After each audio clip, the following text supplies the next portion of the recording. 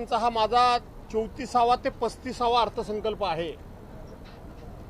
परंतु सध्याचे अर्थसंकल्प मांडणाऱ्यांना तरी हा अर्थसंकल्प काय आहे माहित नसावं किंवा ज्यांनी लिहून दिला त्यांना सुद्धा माहिती नसावं। या पूर्वीचे अर्थसंकल्प असे असायचे की जी कोणी योजना जी कुठली योजनेचा उल्लेख व्हायचा त्या योजनेकरता एकूण किती खर्च येऊ शकणार आहे त्याची आकडेवारी दिली जायची। त्याचबरोबर या अर्थसंकल्पामध्ये या योजनेकरता आम्ही किती तरतूद केलेली आहे हे सांगितलं जायचं। त्या योजनेचा कालावधी सांगितला जायचा की ही योजना कधी सुरू होणार आणि ती योजना कधी संपणार। ती वार्षिक योजना आहे, ती त्रैवार्षिक योजना आहे की पंचवार्षिक योजना आहे याचा त्या ठिकाणी लेखाजोखा दिला जायचा। परंतु जर आता तुम्ही बघितलं तर बजेटचा पार्ट 1 आणि पार्ट 2 अशा पद्धतीने बजेटची संकल्पना आणि बजेट मांडण्याची आणि बजेट सादर करण्याची प्रथा होती। पार्ट 1 मध्ये मागच्या वेळेला आपण कोणत्या योजना हातामध्ये घेतल्या, त्या योजनेची आता जवळजवळ सद्यस्थिती काय आहे, नवीन योजना आम्ही कोणकोणत्या घेतो आहोत, त्याच्याकरता मी आत्ताच म्हटल्याप्रमाणे त्याची अंदाजित रक्कम किती खर्च होणार आहे, आता आम्ही त्याच्याकरता किती तरतूद केलेली आहे आणि किती वर्षामध्ये ती योजना पूर्ण करणार, अशी 3 भागामध्ये पार्ट 1 मध्ये ही सगळी माहिती दिली जायची। आणि पार्ट 2 मध्ये आम्ही गत वर्षापेक्षा कोणकोणत्या गोष्टीवर टॅक्स माफ केलेला आहे किंवा गत वर्षापेक्षा कोणकोणत्या वस्तूवर कोणकोणत्या योजनेवर आम्ही टॅक्स वाढवलेला आहे, जेणेकरून राज्याच्या तिजोरीमध्ये गत वर्षापेक्षा या वर्षी किती त्या ठिकाणी रेव्हेन्यू गोळा होणार आहे, किती भर पडणार आहे हे सांगितलं जायचं। किंवा जर टॅक्स माफ केला असेल तर गेल्या वर्षापेक्षा राज्याच्या उत्पन्नामध्ये किती घट होणार आहे हे सांगितलं जायचं। परंतु मी आता सांगितल्याप्रमाणे नुसतंच आपण जर बघितलं तर तुम्हाला मी उदाहरणाखातर काही योजना वाचून दाखवतो। त्यांनी काय सांगितलं की या ठिकाणी 18 एप्रिल 2026 ला महात्मा ज्योतिराव फुले यांची त्या ठिकाणी 200वी जयंती आहे, त्याच्याकरता आम्ही खूप मोठा कार्यक्रम करणार आहोत। किती पैसे नाही, संत गाडगे बाबा यांच्या जयंतीला 150 वर्ष पूर्ण झालेली आहेत, त्यांच्या नावानं आम्ही संपूर्ण राज्यामध्ये AI प्रकल्प राबवणार आहोत। तरतूद किती आहे सांगितली नाही।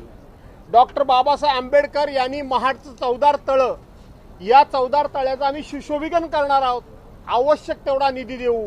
निधी किती देणार आहेत सांगितलं नाही, त्याला किती खर्च येणार आहे सांगितलं नाही। हिंदू हृदय सम्राट शिवसेना प्रमुख मान्य बाळासाहेब ठाकरे यांची जन्मशताब्दी वर्षी आहे हे, या वर्षामध्ये त्यांचं स्मारक आम्ही पूर्ण करणार आहोत। परंतु त्याच्याकरता आत्तापर्यंत किती खर्च झाला आणि भविष्यात किती होणार आहे सांगितलं नाही। संत तुकाराम बीज सोहळा बाहेर नुकताच झाला काल 2 दिवसापूर्वी, त्याच्याकरता म्हणून आम्ही विकास आराखडा तयार केलेला आहे, त्याची इस्टिमेट कॉस्ट किती आणि खर्च किती तेही सांगितलं नाही। इतकंच कशाला की या राज्याचे उपमुख्यमंत्री सन्माननीय कैलासवासी अजितदादा पवार यांचं जे अपघाती का घातपाती निधन झालं, त्यांच्यानंतर आज जो त्यांच्या नावानं या ठिकाणी आजचा अर्थसंकल्प समर्पित केला म्हणून सांगतात, त्या बाबांचं आम्ही स्मारक उभं करणार आहोत म्हणून सांगितलं। पण त्या स्मारकाकरता किती रुपये खर्च येणार आहे, कुठे स्मारक आम्ही बांधणार आहोत, कधी सुरू करणार आहोत, सरकार बांधणार आहे का त्याच्याकरता त्यांच्या कुटुंबियांची कमिटी करणार आहे, काही सांगितलं नाही। दुसरं काय सांगितलं, केंद्रानं आपत्ती निवारणाकरता खूप मोठा निधी देण्याचं जाहीर केलंय। खूप म्हणजे किती, केंद्र जेव्हा जाहीर करतं तेव्हा त्याची आकडेवारी तुमच्याकडे असायला पाहिजे, ती नाही। त्यांनी काय सांगितलं की 1 फेब्रुवारी 2026 ला भारत सरकार हे महापायाभूत विकासाकरता खूप मोठे पैसे देणार आहे आणि 2047 साली आपल्या राज्याची अर्थव्यवस्था ही $5 ट्रिलियन पर्यंत जाणार आहे। आपल्याला आठवत असेल परवाच्या दिवशी राज्यपाल महोदयांच्या भाषणाच्या वेळेला मी भाषण करताना सांगितलं की $1 ट्रिलियन म्हणजे किती लाख कोटी, $1 ट्रिलियन म्हणजे किती लाख कोटी, याचा कधीतरी सरकारने खुलासा करावा राज्याच्या मुख्यमंत्र्यांनी माझ्या या प्रश्नावर उत्तर देत असताना सांगितलं की आता $अर्धा ट्रिलियन पर्यंत आपण गेलेलो आहोत, 50% मजल मारलेली आहे, आपण लवकरच 50% मजल मारू, आता ते 5 ट्रिलियन पर्यंत जाणार आहेत. दुसरं काय त्यांनी सांगितलं की त्या ठिकाणी आपण शेतकऱ्यांना AI तंत्रज्ञान सांगितलं.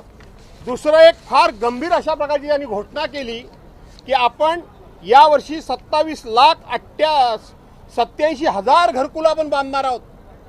आता 2022 साली देशाच्या पंतप्रधानांनी सांगितलं होतं की 2022 साली इथं प्रत्येकाच्या डोक्यावर छप्पर मिळेल, प्रत्येक जण राष्ट्रध्वज आपल्या घरावर फडकविल. आज 27,87,000 घरं बांधण्यापैकी अर्थसंकल्पामध्ये सांगण्यात आलं की फक्त 3 लाख घरं बांधून मोकळी झालेली आहेत. याचा अर्थ संपूर्णपणे अर्थसंकल्पामध्ये सत्याचा आलाप आहे, सत्य लपवण्यात आलेलं आहे.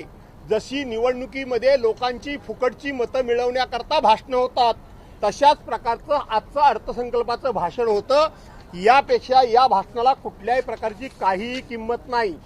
त्यांनी अनेक ग्रीनफील्ड रोड आम्ही तयार करणार म्हणून सांगितले, अनेक सिमेंटचे रोड करणार म्हणून सांगितले, मुख्यमंत्री ग्रामविकास मार्फत आम्ही रोड करणार म्हणून सांगितलं. कशातून करणार? त्याला आउटलेट किती आहे, त्याला किती निधी लागणार आहे?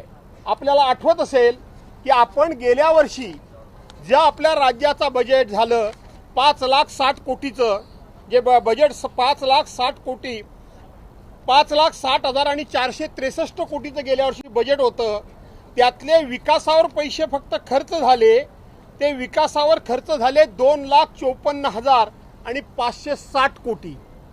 2,54,000 आणि 560 कोटी. याचा अर्थ राज्याच्या एकूण महसुलाच्या फक्त आणि फक्त 23% रक्कम ही गेल्या वर्षी खर्च झालेली आहे.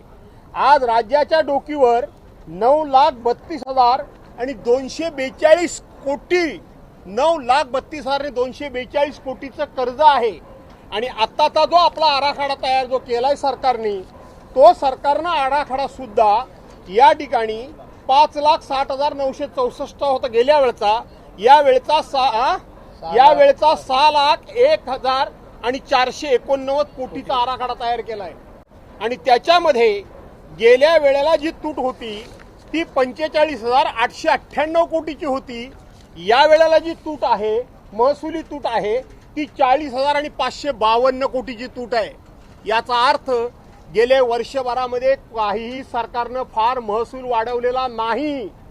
सरकारचे मला असं वाटतं की महसूल वाढवण्याच्या मर्यादा संपलेल्या आहेत, पण सरकार मात्र कर्ज वर्षाला 1.5 ते 2 लाख कोटी काढतंय.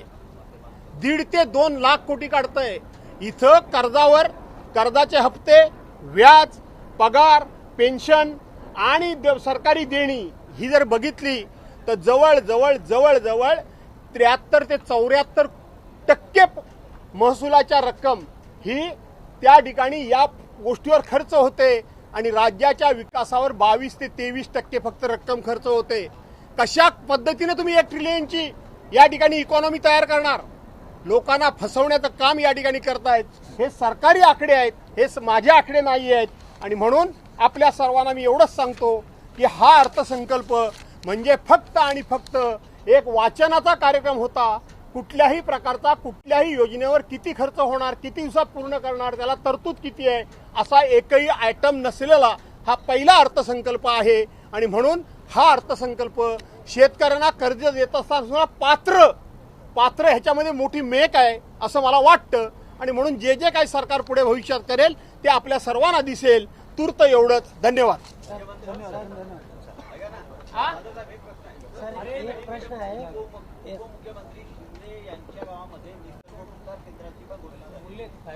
मला माहित नाही की त्यांच्याच गावात का झाली, पण ती झाली घोषणा एवढं खरं आहे.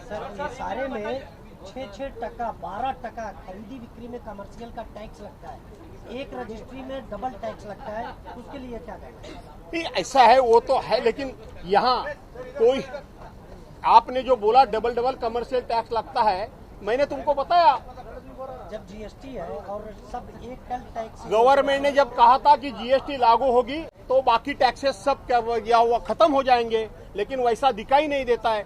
जीएसटी भी वसूला हो जाता है और भी टैक्सेशन लिए जाते हैं। मीठी नदी का 20 साल हो गया, अभी तक वाल का काम नहीं हुआ। बजट पे बात करेंगे, बाकी बातें और टाइम करेंगे। अभी ऐसा है कि आज का बजट, ये बजट मैंने करीब 35 साल में ये बजट देखा, लेकिन ऐसा बजट मैंने कभी नहीं देखा। ये जगलरी बजट है। इस बजट में कौन से स्कीम पे कितना उसका एस्टिमेट कॉस्ट है, वो एस्टिमेट कॉस्ट कब इस साल में उसको कितना प्रोविजन किया है, कब ये योजना पूरी हो जाएगी, इसका कोई आरा खड़ा नहीं। बजट में 2 पार्ट होते हैं, एक पार्ट नंबर 1 और पार्ट नंबर 2।